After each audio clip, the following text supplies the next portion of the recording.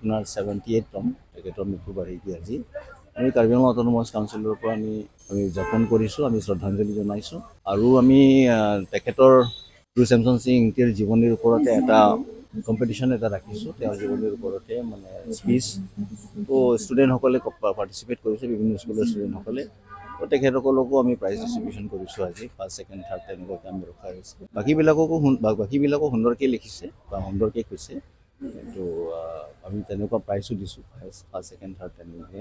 তো ইয়াত আমি তেওঁৰ পৰিয়ালৰ বৰ্গসকলেও আজি উপস্থিত আছে আৰু লগতে EM ডাঙৰীয়াসকলো আছে, MSc ডাঙৰীয়াসকলো আছে আৰু লগতে আমাৰ বিধায়ক ডাঙৰীয়াও আছে, মানিক ডাঙৰীয়া, লগতে বিভিন্ন ধৰ্মীয় লোকসকলো আজি ইয়াত আহি উপস্থিত হৈছে আৰু তেখেতসকলো তেওঁক শ্ৰদ্ধাঞ্জলি জনাইছে আৰু তেনেকৈ বিভিন্ন স্কুলৰ ল'ৰা ছোৱালীবিলাকো আহিছে, আহি পেলাই আমি সকলোৱে তেওঁক নমন কৰিছোঁ, আমি শ্ৰদ্ধাঞ্জলি জনাইছোঁ।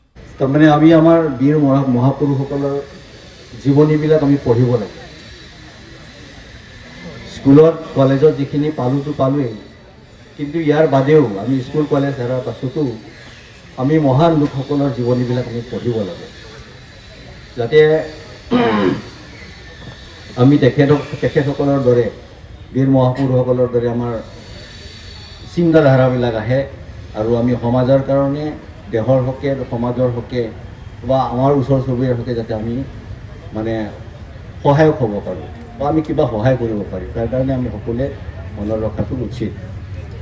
গতিকে মই তেনেকৈ ভাবোঁ, অকল আমাৰ গুৰু চেমচন সিং ইংতি ডাঙৰীয়া বুলি নহয়, আৰু আছে আমাৰ যেনেকুৱা চাৰ্চিং তেৰণ লাংকুং ভাবে, তেখেতৰ জীৱনীও আমি পঢ়াটো বা জানিবলৈ চেষ্টা কৰাটো অত্যন্ত জৰুৰী বুলি মই ভাবোঁ।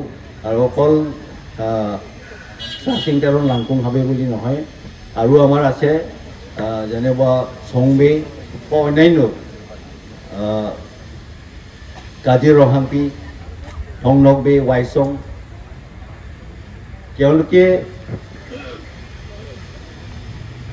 আমাৰ কাৰণে, আমাৰ প্ৰটেকশ্যনৰ কাৰণে বা দেশৰ হকে তেওঁলোকে কাৰ লগত যুঁজিছিলে, আমাৰ ইনেমি কোন বা ইনেমিৰ লগত তেওঁলোকে কেনেধৰণে যুঁজিছিলে, তো সেই সকলোবিলাক কথাবিলাক যাতে আমি জানিব পাৰোঁ, সেইকাৰণে ধৰক আমি পঢ়িব লাগে, জীৱনীবিলাক পঢ়িব লাগে, বীৰ মহাপুৰুষসকলৰ জীৱনীবিলাক পঢ়িব লাগে, যাতে আমিও আমাৰ মানে আহি থকা যিটো জেনেৰেশ্যন, তেওঁলোকক যাতে আমি দুই এষাৰ আমি বুজাব পাৰোঁ বা তেখেতসকলকো আমি যাতে ইনস্পায়াৰ কৰিব পাৰিম, তো তেনেধৰণৰ কথা।